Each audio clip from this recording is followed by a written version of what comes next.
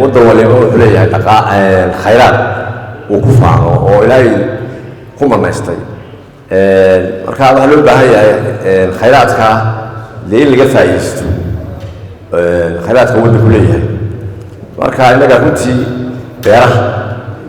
khayraadka beeraha ayaa xoolaha iyo kalluunka ayaa aad iyo qani u nahay oo loo baahan yahay in meel la gashado ama laga faa'iidaysto khayraadka aanu leenahay wuu fara badan yahay laakiin labadaas ayaa ugu muhiimsan waxaa kaloo jira macdanta oo maadaama aynu waddamada soo koreynahay aad uga faa'iidaysan oo waddankeenu macdanta ugu badan tahay iyadoo lafteeda in laga faa'iidaystaa loo baahan yahay tan kale waddankeenu wuxuu ku yaallaa waxyaalaha marka la eegayo geographical location meel fiican oo maaragtay meesha waddanka ku yaallo qayb ay ka tahay marka maadaama aynu saaranahay gacanka badda cas dee xagga istiraatiijiyada iyo adduunku ugu xisaabtamaa marinada marka aad iyo aad bay muhiim tahay taa lafteeda in bulshada lagu soo maalgashado waddankeenna oo quwadaha iyo dee maaragtay laga faa'iidaysto maanta dhulka importanska ah ama istiraatiijiga ah adduunku wuxuu ku xisaabtamaya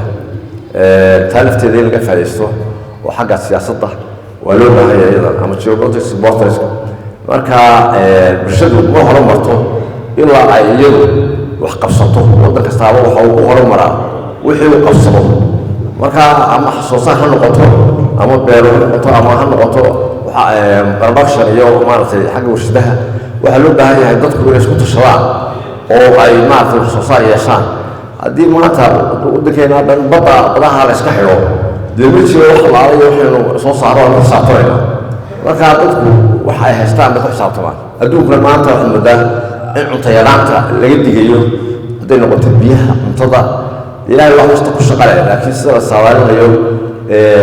waddan waliba wuxuu soo saarayey isaga ayaa sayfi ku haysta oo seefgaraysanaya marka waxaa loo baahan yahay in dadaal la sameeyo runtii oo maaragtay dadku aan isdhigan oo ku xisaabtamaan maaragtay waxay haystaan ama xoolaha noqoto ama beeraha ama kalluumaysiga ka faa'iidaystaan intaas ma ku soo gabaynayaa